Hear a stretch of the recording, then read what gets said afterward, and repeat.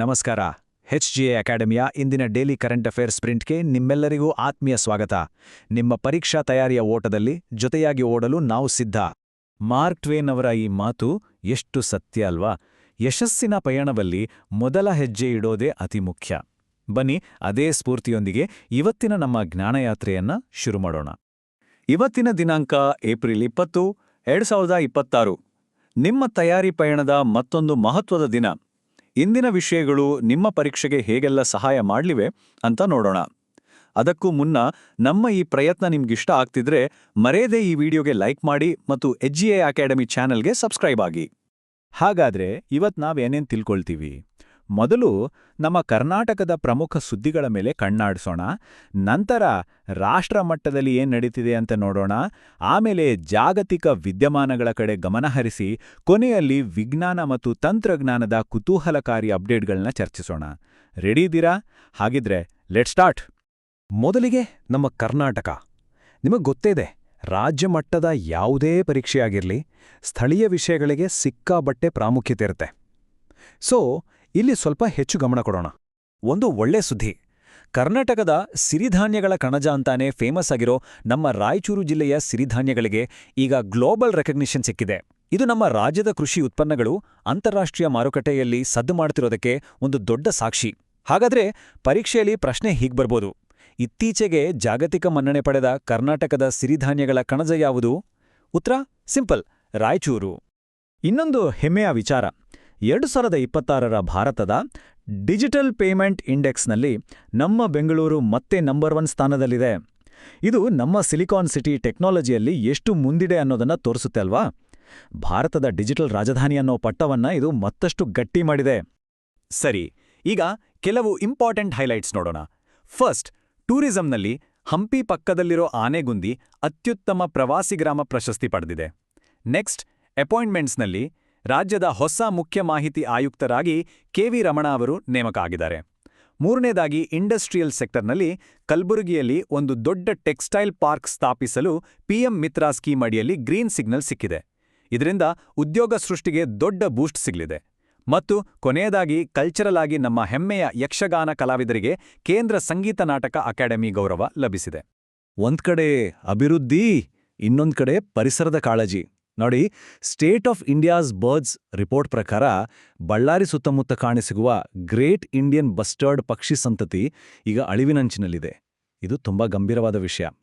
ಅದೇ ಸಮಯದಲ್ಲಿ tourism promote ಮಾಡೋಕೆ ಶಿವಮೊಗ್ಗದ ಜೋಗ್ ಜಲಪಾತದ ಹತ್ರ ಕರ್ನಾಟಕದ ಫಸ್ಟ್ ಗ್ಲಾಸ್ ಬ್ರಿಡ್ಜ್ ಕಟ್ತಿದ್ದಾರೆ. ಅಭಿವೃದ್ಧಿ ಮತ್ತು ಸಂರಕ್ಷಣೆ ಎರಡರ ನಡುವೆ ಬ್ಯಾಲೆನ್ಸ್ ಮಾಡೋದು ಎಷ್ಟು ಮುಖ್ಯ ಅಲ್ವಾ? ಸರಿ, ಈಗ ರಾಜ್ಯದಿಂದ ರಾಷ್ಟ್ರಮಟ್ಟದ ಸುದ್ದಿಗಳ ಕಡೆಗೆ ನಮ್ಮ ಗಮನ ಹರಿಸೋಣ. ಜಮ್ಮು ಮತ್ತು ಕಾಶ್ಮೀರದಲ್ಲಿ ನಿರ್ಮಾಣವಾಗಿರುವ ಚನಾಬ್ ಸೇತುವೆ. ಇದು ಬರೀ ಒಂದು ಸೇತುವೆ ಅಲ್ಲ, ಇದೊಂದು ಇಂಜಿನಿಯರಿಂಗ್ ಅದ್ಭುತ. ಯಾಕೆ ಗೊತ್ತಾ?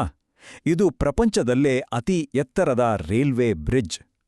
ಪ್ಯಾರಿಸ್ನ ಐಫೆಲ್ ಟವರ್ಗಿಂತಲೂ ಎತ್ತರವಾಗಿದೆ. ಈ ಸೇತುವೆ ಕಾಶ್ಮೀರ ಕಣಿವೆಯನ್ನು ಭಾರತದ ಉಳಿದ ಭಾಗಗಳೊಂದಿಗೆ ಬೆಸೆಯುವಲ್ಲಿ ಬಹಳ ಮುಖ್ಯವಾದ ಪಾತ್ರ ವಹಿಸುತ್ತೆ. ಓಕೆ, ಈಗ ಕೆಲವು ಕ್ವಿಕ್ ನ್ಯಾಷನಲ್ ಅಪ್ಡೇಟ್ಸ್. ಮೊದಲನೇದಾಗಿ, ಸಿಕ್ಕಿಂ ಸರ್ಕಾರ ತನ್ನ ಸರ್ಕಾರಿ ನೌಕರರಿಗೆ 1 ತಿಂಗಳ ಪಿತೃತ್ವ ರಜೆ ಘೋಷಿಸಿ ಒಂದು ಮಾದರಿ ಹೆಜ್ಜೆ ಇಟ್ಟಿದೆ. ಇನ್ನು ಎನರ್ಜಿ ಸೆಕ್ಟರ್ನಲ್ಲಿ ಅಸ್ಸಾಂನ ಜೋರ್ಹಾತ್ನಲ್ಲಿ ಭಾರತದ ಮೊದಲ public sector green hydrogen plant ಶುರುವಾಗಿದೆ. ಇದು ಕ್ಲೀನ್ ಎನರ್ಜಿ ಕಡೆಗೆ ಒಂದು ದೊಡ್ಡ ಹೆಜ್ಜೆ. ಅಪಾಯಿಂಟ್ಮೆಂಟ್ಸ್ನಲ್ಲಿ ರಾಜೀವ್ ಕುಮಾರ್ ಅವರು ಭಾರತದ ಮುಖ್ಯ ಚುನಾವಣಾ ಆಯುಕ್ತರಾಗಿ ಮುಂದುವರೆದಿದ್ದಾರೆ. ಕೊನೆಯದಾಗಿ, ಬ್ಯಾಂಕಿಂಗ್ ಸೆಕ್ಟರ್ನಲ್ಲಿ ಇಂಡಸ್ಇಂಡ್ ಬ್ಯಾಂಕ್ ಸರ್ಕಾರಿ ನೌಕರರಿಗಾಗಿ ಸಮ್ಮಾನ್ ರೂಪೇ ಕ್ರೆಡಿಟ್ ಕಾರ್ಡ್ ಅನ್ನು ಲಾಂಚ್ ಮಾಡಿದೆ. ಈಗ ನಮ್ಮ ಫೋಕಸ್ ಅನ್ನು ಗ್ಲೋಬಲ್ ಲೆವೆಲ್ಗೆ ಶಿಫ್ಟ್ ಮಾಡೋಣ. World press freedom index 2026 report ಬಂದಿದೆ.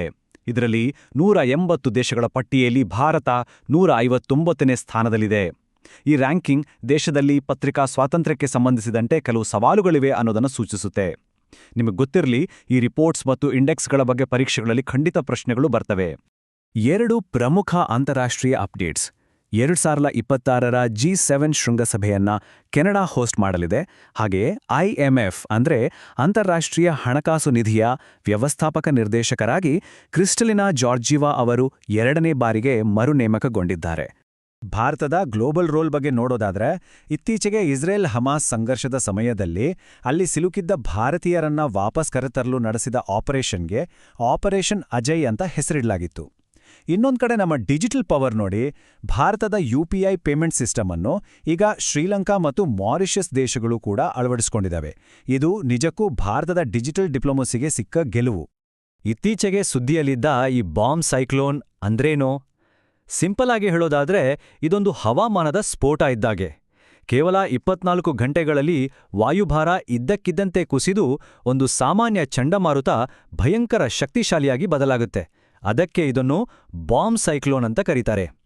ಸರಿ, ಈಗ ನಮ್ಮ ಕೊನೆಯ ಮತ್ತು ಅಷ್ಟೇ ಇಂಟ್ರೆಸ್ಟಿಂಗ್ ಆದ ವಿಭಾಗಕ್ಕೆ ಬಂದಿದ್ದೇವೆ, ಸೈನ್ಸ್ ಆ್ಯಂಡ್ ಡಿಫೆನ್ಸ್ ಅಪ್ಡೇಟ್ಸ್. ಭಾರತದ ಸ್ಪೇಸ್ ಸೆಕ್ಟರ್ನಲ್ಲಿ ಒಂದು ದೊಡ್ಡ ಕ್ರಾಂತಿಯಾಗಿದೆ. ಚೆನ್ನೈ ಮೂಲದ ಅಗ್ನಿಕುಲ್ ಕಾಸ್ಮೋಸ್ ಅನ್ನೋ ಸ್ಟಾರ್ಟಪ್ ಅಗ್ನಿಬಾಣ ಅನ್ನೋ ರಾಕೆಟ್ ಅನ್ನು ಡೆವಲಪ್ ಮಾಡಿದೆ. ಇದರ ಸ್ಪೆಷಾಲಿಟಿ ಏನ್ ಗೊತ್ತಾ? ಇದರ ಇಂಜಿನ್ ಸಂಪೂರ್ಣವಾಗಿ 3D ಪ್ರಿಂಟಿಂಗ್ ಟೆಕ್ನಾಲಜಿಯಿಂದ ತಯಾರಾಗಿದೆ. ಹೀಗೆ ತಯಾರಾದ ಜಗತ್ತಿನ ಮೊದಲ ರಾಕೆಟ್ ಇದು. ಇದು ನಮ್ಮ ದೇಶದ ಖಾಸಗಿ ಸ್ಪೇಸ್ ಇಂಡಸ್ಟ್ರಿಗೆ ಒಂದು ದೊಡ್ಡ ಮೈಲಿಗಲ್ಲು. ಇನ್ನು ಕೆಲವು ಕ್ವಿಕ್ ಅಪ್ಡೇಟ್ಸ್ ನೋಡೋಣ. ಟೆಕ್ನಾಲಜಿಯಲ್ಲಿ ಭವಿಷ್ ಅಗರ್ವಾಲ್ ಅವರ ಕೃತ್ರಿಮ್ ಭಾರತದ ಮೊದಲ AI ಯೂನಿಕಾರ್ನ್ ಕಂಪನಿಯಾಗಿದೆ. ಅಂದ್ರೆ $1 ಬಿಲಿಯನ್ ಮೌಲ್ಯ ತಲುಪಿದ ಮೊದಲ ಆರ್ಟಿಫಿಷಿಯಲ್ ಇಂಟೆಲಿಜೆನ್ಸ್ ಸ್ಟಾರ್ಟ್ಅಪ್. ಪರಿಸರಕ್ಕೆ ಸಂಬಂಧಿಸಿದಂತೆ ಅಂಟಾರ್ಕ್ಟಿಕಾದ ಮೇಲಿರುವ ಓಝೋನ್ ರಂಧ್ರ ಮತ್ತೆ ದೊಡ್ಡದಾಗಿರೋದು ವರದಿಯಾಗಿದೆ. ಇದು ಒಂದು ಗ್ಲೋಬಲ್ ಕನ್ಸರ್ನ್. ಡಿಫೆನ್ಸ್ನಲ್ಲಿ ಭಾರತ ಮತ್ತು ರಷ್ಯಾ ನಡುವಿನ ಜಂಟಿ ಮಿಲಿಟರಿ ಎಕ್ಸಸೈಸ್ಗೆ ಇಂದ್ರ ಅಂತ ಹೆಸರು. ಕೊನೆಯದಾಗಿ 2023ರ ಪ್ರತಿಷ್ಠಿತ ಕುವೆಂಪು ರಾಷ್ಟ್ರೀಯ ಪ್ರಶಸ್ತಿಯು ಖ್ಯಾತ ಬಂಗಾಳಿ ಲೇಖಕ ಶಿರ್ಷೇಂದು ಮುಖೋಪಾಧ್ಯಾಯ ಅವರಿಗೆ ಸಂದಿದೆ. ಸರಿ, ಇವತ್ತು ಕಲ್ತಿದ್ದನ್ನೆಲ್ಲ ಒಮ್ಮೆ ಫಟಾಫಟ್ ಅಂತ ರಿವೈಸ್ ಮಾಡೋಣ. ಇದರಿಂದ ಎಲ್ಲವೂ ಚೆನ್ನಾಗಿ ನೆನಪಿನಲ್ಲಿ ಉಳಿಯುತ್ತೆ. ರಾಯಚೂರು ಸಿರಿಧಾನ್ಯ ಕೇಂದ್ರ, Bengaluru digital payment capital, Anegundi best tourism village, Agnibaan 3D printed rocket, press freedom ಇಂಡೆಕ್ಸ್ನಲ್ಲಿ ಭಾರತದ rank 159, G7 2026 host Canada, operation Ajay ಇಸ್ರೇಲ್ನಿಂದ ಸ್ಥಳಾಂತರ, ಚೆನಾ ಬ್ರಿಡ್ಜ್ ವಿಶ್ವದ ಅತಿ ಎತ್ತರದ ರೈಲ್ವೆ ಸೇತುವೆ, ಕೃತ್ರಿಮ್ ಭಾರತದ ಮೊದಲ AI ಯೂನಿಕಾರ್ನ್ ಮತ್ತು ವಿಶ್ವ ಆನೆ ದಿನ ಆಗಸ್ಟ್ 12. ಕರೆಂಟ್ ಅಫೇರ್ಸ್ ಓದುವಾಗ ಅದಕ್ಕೆ ಸಂಬಂಧಿಸಿದ ಸ್ಟ್ಯಾಟಿಕ್ ಜಿಕೆನೂ ತಿಳ್ಕೊಳ್ಳೋದು ತುಂಬಾನೇ ಇಂಪಾರ್ಟೆಂಟ್. ಉದಾಹರಣೆಗೆ ಯಕ್ಷಗಾನ ಅಂದಾಗ ಅದು ಕರ್ನಾಟಕದ ಪ್ರಸಿದ್ಧ ಜಾನಪದ ಕಲೆ ಅನ್ನೋದು ನೆನ್ಪಿರ್ಬೇಕು. PM ಮಿತ್ರ ಯೋಜನೆ ಜವಳಿ ಕ್ಷೇತ್ರಕ್ಕೆ ಸಂಬಂಧಿಸಿದ್ದು. IMFನ ಹೆಡ್ಕ್ವಾರ್ಟರ್ಸ್ ವಾಷಿಂಗ್ಟನ್ DCಯಲ್ಲಿದೆ. ಮುಖ್ಯ ಚುನಾವಣಾ ಆಯುಕ್ತರನ್ನು ಸಂವಿಧಾನದ 324ನೇ ವಿಧಿಯನ್ವಯ ರಾಷ್ಟ್ರಪತಿಗಳು ನೇಮಿಸ್ತಾರೆ. ಮತ್ತು ಪ್ರಾಜೆಕ್ಟ್ ಎಲಿಫೆಂಟ್ 1992ರಲ್ಲಿ ಶುರುವಾಗಿದ್ದು. ಹೀಗೆ ಲಿಂಕ್ ಮಾಡಿ ಓದಿಕೊಂಡ್ರೆ ಪರೀಕ್ಷೆಯಲ್ಲಿ ரொம்ப ಯೂಸ್ ಆಗೋದು. ಇವತ್ತಿನ ಚರ್ಚೆಯಲ್ಲಿ ಯಾವ ಟಾಪಿಕ್ ನಿಮಗೆ ಅತಿ ಹೆಚ್ಚು ಇಂಟ್ರೆಸ್ಟಿಂಗ್ ಅನ್ಸಿತು? ಯಾವುದ್ರ ಬಗ್ಗೆ ಇನ್ನೂ ಸ್ವಲ್ಪ ಡೀಪ್ ಆಗಿ ತಿಳ್ಕೋಬೇಕು ಅನ್ಸಿತಿದ? ಇದ್ರ ಬಗ್ಗೆ ಯೋಚಿಸಿ, ಯಾಕಂದ್ರೆ ಕ್ಯೂರಿಯಾಸಿಟಿಯ ಕಲಿಕೆಯ ಮೊದಲ ಮೆಟ್ಟಿಲು. ಇವತ್ತಿನ ಈ ವಿಶ್ಲೇಷಣೆಯಲ್ಲಿ ಭಾಗವಹಿಸಿದ್ದಕ್ಕೆ ನಿಮ್ಮೆಲ್ಲರಿಗೂ ಧನ್ಯವಾದಗಳು. ನಮ್ಮ ಪ್ರಯತ್ನ ನಿಮ್ಗಿಷ್ಟ ಆಗಿದ್ರೆ ದಯವಿಟ್ಟು ಲೈಕ್ ಮಾಡಿ, ನಿಮ್ಮ ಫ್ರೆಂಡ್ಸ್ ಜೊತೆ ಶೇರ್ ಮಾಡಿ ಮತ್ತು HGA ಅಕಾಡೆಮಿ ಚಾನೆಲ್ಗೆ ಸಬ್ಸ್ಕ್ರೈಬ್ ಆಗೋದನ್ನ ಮರಿಬೇಡಿ. ಮುಂದಿನ ಸೆಷನ್ನಲ್ಲಿ ಇನ್ನಷ್ಟು ಹೊಸ ವಿಷಯಗಳೊಂದಿಗೆ ಮತ್ತೆ ಭೇಟಿಯಾಗೋಣ. ಅಲ್ಲಿಯವರೆಗೂ ಎಲ್ಲರಿಗೂ ಆಲ್ ದ ಬೆಸ್ಟ್.